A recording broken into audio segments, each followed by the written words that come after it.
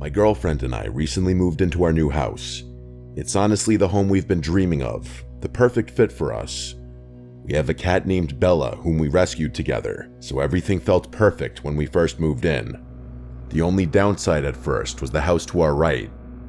It looked abandoned, as the owner had started renovating it but never finished. The layout of the houses is such that on our right there's a space for the entrance to our back garden, and next to that is the abandoned house's entrance to its back garden. There's no fence separating the two, as the owner removed it to install a new one but never completed the job, leaving both back gardens with open access. Behind the abandoned house is another property separated by a fence. From what we could see, several young men lived there. Occasionally, when we returned home, we'd see them cutting through the neighbor's back garden to reach the front of the street. We didn't think much of it at first. Maybe they knew the owner and had permission. Fast forward to our first night in the new house.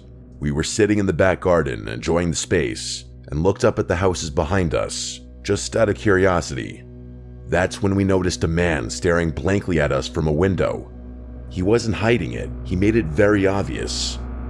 There was no expression on his face, and the room was dark, which made the whole thing even more unsettling. We assumed he was just curious about his new neighbors, but after half an hour of that blank stare, we decided to go inside. The next few days were normal. I went to work, and my fiancée continued unpacking. One night, we decided to sit in the garden again. It was dark, but we enjoyed looking at the stars and having deep conversations, until we heard the makeshift wooden board fence being moved. 3 men appeared, standing there, staring at us. "Are you okay?" I asked, knowing they wouldn't leave unless I said something. The youngest looking one, around 29, was holding a big bag, and we had no idea what was inside. He offered us some stolen washing up tablets, which we declined. I made a joke about it because the situation felt so awkward. He smiled and said okay, and then they left. What struck me was how they just let themselves into our garden without saying anything, like as if they had every right to be there. We went back inside, thinking it was a one-off, but it all started getting worse from there. They began helping themselves into our garden more often and acting in ways that were clearly meant to intimidate us. They would get into the next door house by lifting up the fence that separated the back gardens and walking through. I forgot to mention, my girlfriend and I are both 20 years old, so of course the idea that they might be trying to intimidate us as 2 young women was the first thing that crossed our minds. One day, while I was cleaning the front room, 2 police officers came around the side of our house and entered the abandoned garden. They lifted up the fence and looked around for a few minutes before leaving without saying anything.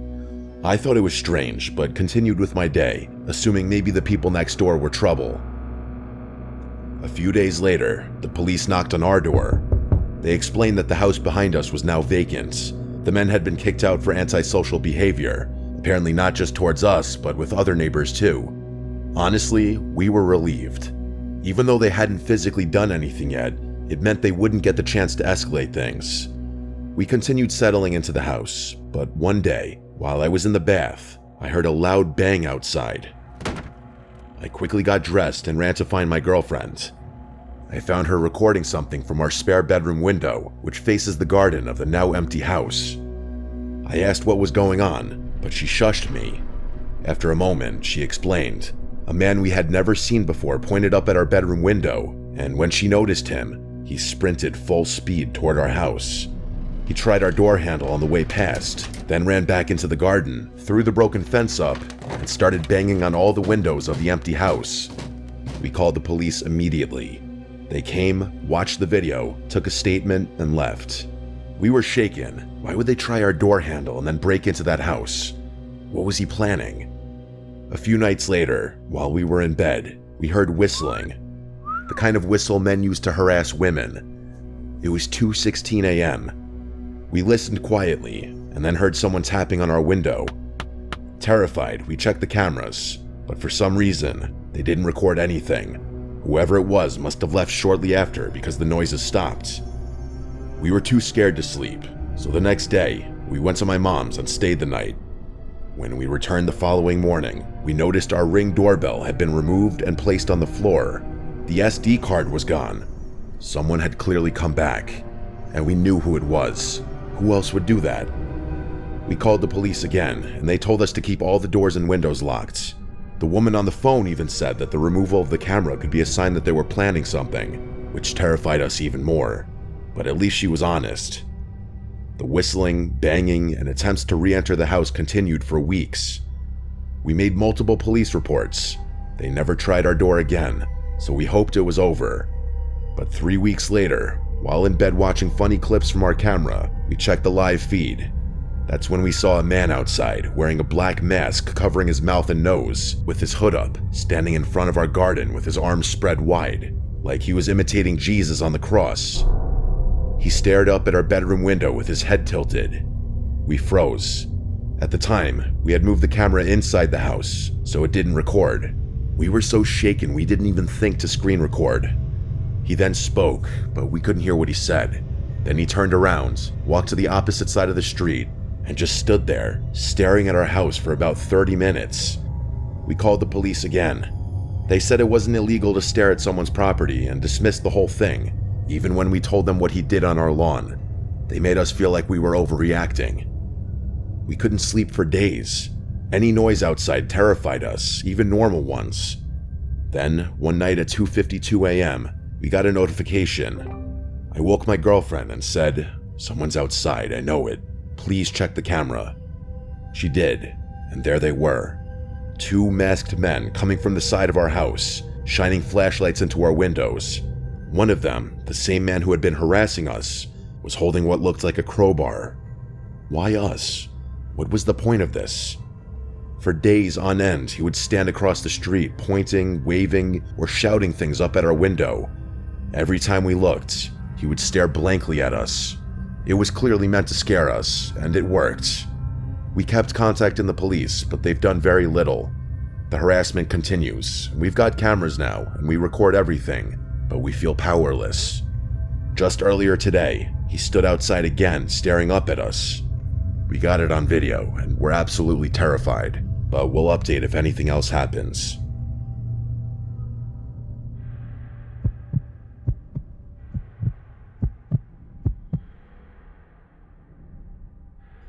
Let me preface this by saying I'm not crazy.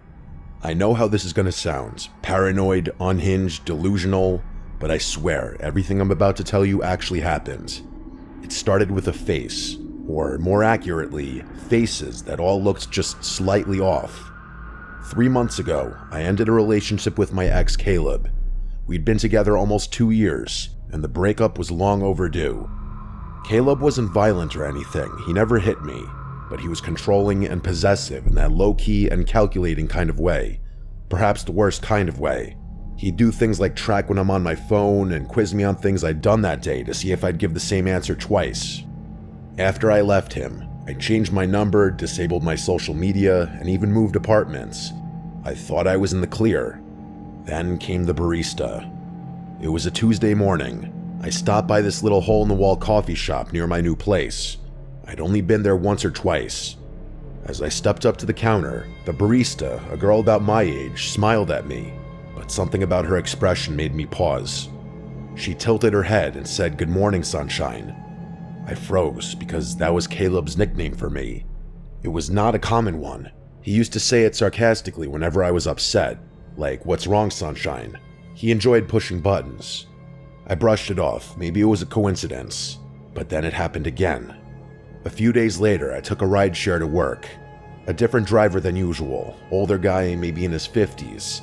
He kept glancing in the rearview mirror like he was trying to recognize me, and then he asked me if I ever figured out what I was running from. He said it as casual as could be. I simply responded, "What?"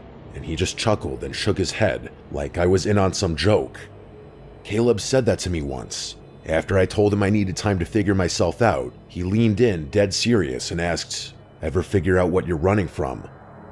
Now, 2 strangers have repeated things he said, word for word. It kept happening. A woman at the grocery store bumped into me and whispered, "You don't get to just disappear." A guy on the street said, "Still wearing your hair like that," as he passed. Another one, someone who worked in my building, said, "You always liked this song," while humming the exact tune Caleb used to play when we argued. It wasn't their faces that freaked me out, it was the way they looked at me. Like they knew me, or at least thought they did. They all had different faces, but their eyes all had the same expressions. I started thinking I was going crazy. I mean, what else could explain it? So I did something I wasn't proud of. I contacted Caleb. Not directly. I sent a message to his sister. I told her to tell him to stop. I figured maybe he hired a private investigator. Maybe he was stalking me or pulling strings, telling people things about me. I just wanted it to stop. She texted back the next day, saying, "I don't know what you're talking about. Caleb's in rehab. He's been there for 6 weeks with no phone." I didn't believe her. I thought she was covering for him. That is, until I saw a picture she posted of him on Facebook a week later, looking pale and sunken in, holding one of those one-day sober chips. So it couldn't be Caleb, or at least not directly. I couldn't shake the feeling that these strangers knew things they shouldn't, though. One night, I stayed late at work. I didn't want to go home because my apartment didn't feel safe anymore. Not that anything bad happened inside of it, I just didn't like being alone. Around 10 p.m., I finally called it a night. I walked the 10 minutes to my place, keeping my head down, headphones in, but no music playing. Something I learned to do so I could still hear if someone was following me. When I turned the corner onto my block, I saw someone sitting on the stoop of the building across from mine.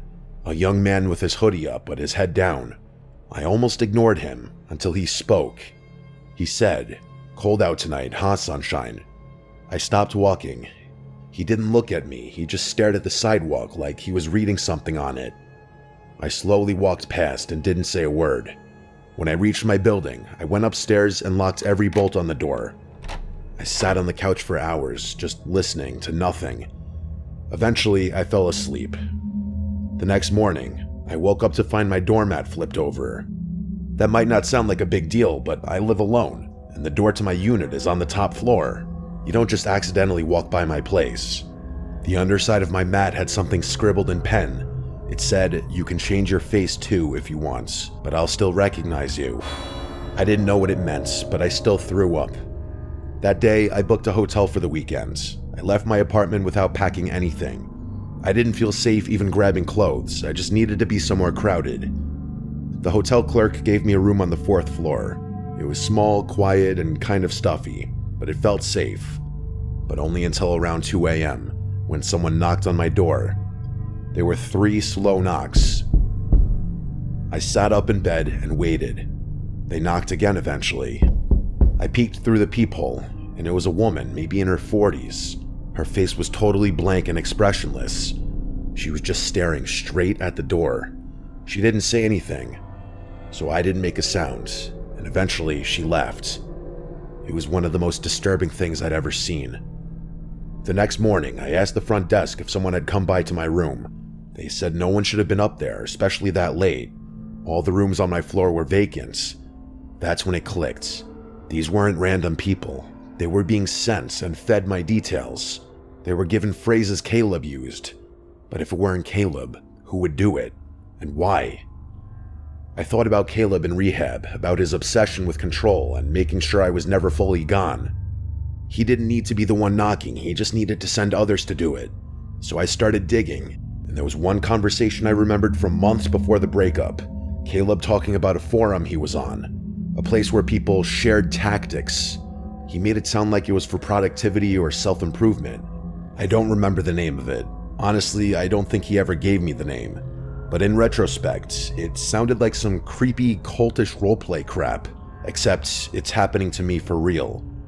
Someone, probably Caleb, had hired people to say his words and mimic his patterns, so that even if he was out of my life technically, I'd still be constantly reminded of him. It wasn't stalking in the traditional sense. It was psychological graffiti. Like he was spraying himself onto strangers so I could never be sure who I was looking at. I don't think it's about watching me, but rather about making sure I never stop watching for him. I moved again and disappeared off social media again. I even dyed my hair. I told friends not to tell anyone where I was. It worked until last week. I was walking home from the bookstore and a woman passed me on the street and said, "Still hiding behind books, sunshine?" She didn't stop walking even just to look at me. I don't think this will ever stop. Maybe he paid some crazy underground service to do this to me for a year, who knows? Maybe he made it public. Maybe this is some sick underground game now. Who can scare Sunshine the best? Who can get the closest without touching? I can't trust anyone's face anymore. The constant paranoia is truly eating away at my mental health.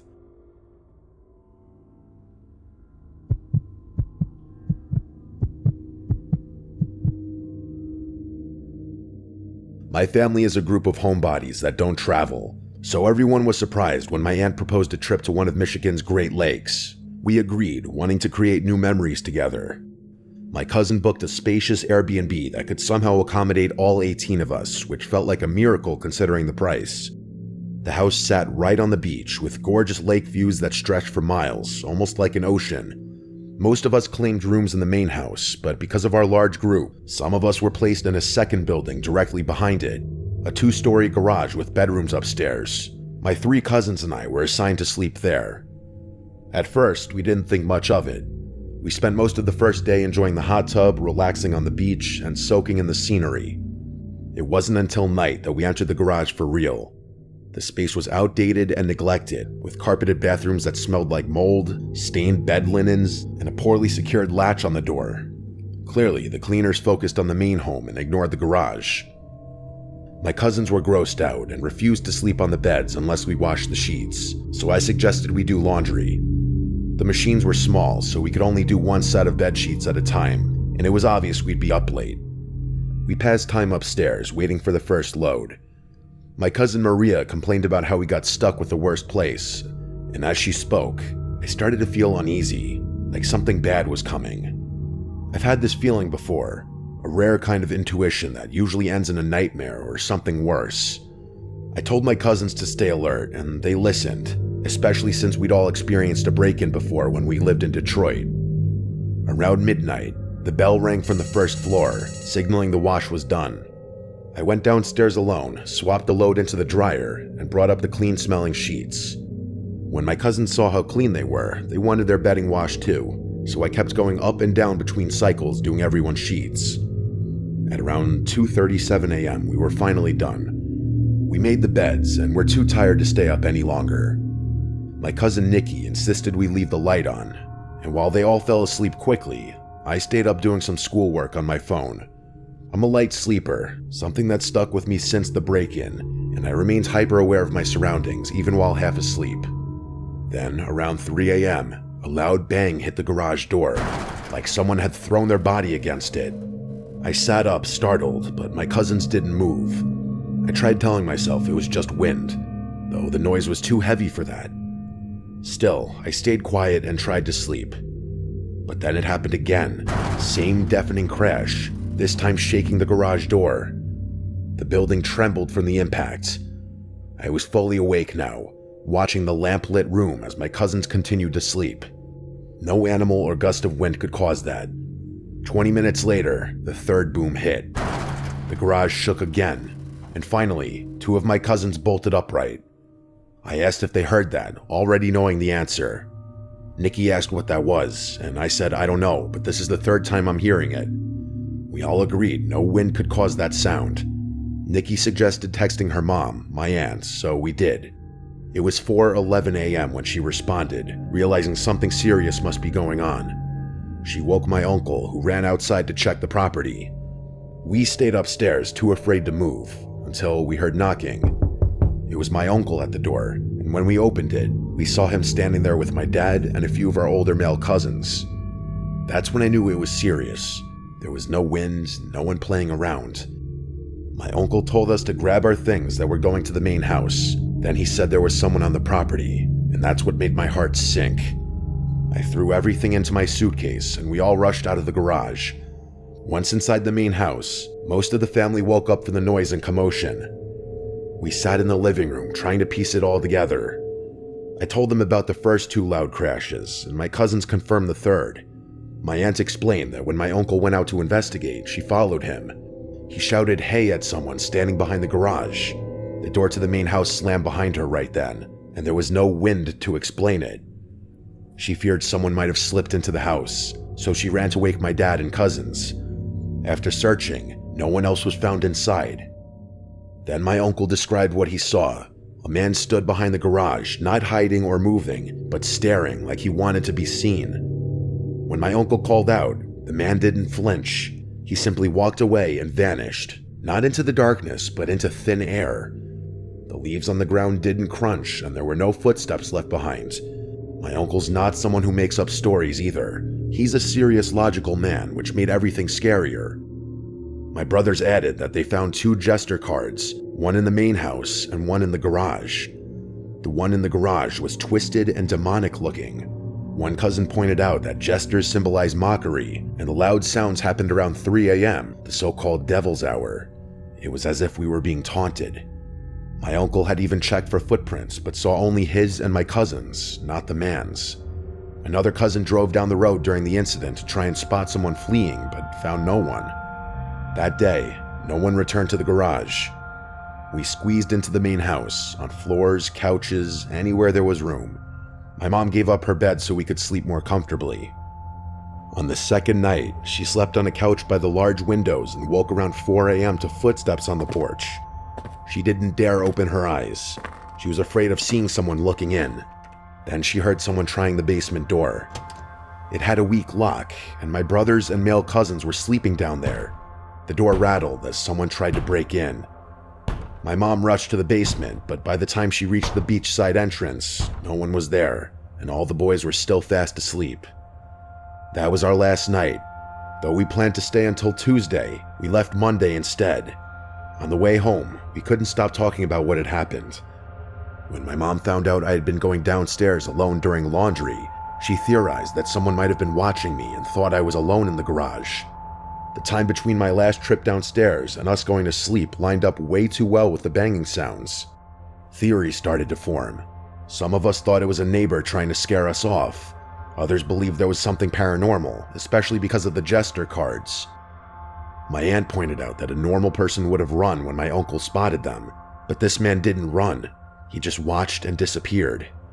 We contacted the Airbnb host, who claimed she'd review the footage from the camera above the garage door, but we never heard back. It made us wonder, did she know the man? Was he a neighbor? When we first arrived, my sister and cousin had walked the beach and passed a woman next door. She watched them coldly, without friendliness or a greeting, just an unfriendly gaze. The house was in the middle of nowhere, and we understood how constant Airbnb guests might annoy locals, but we were respectful. We didn't deserve what happened. This was our first family trip, and hopefully not our last, even after everything we went through.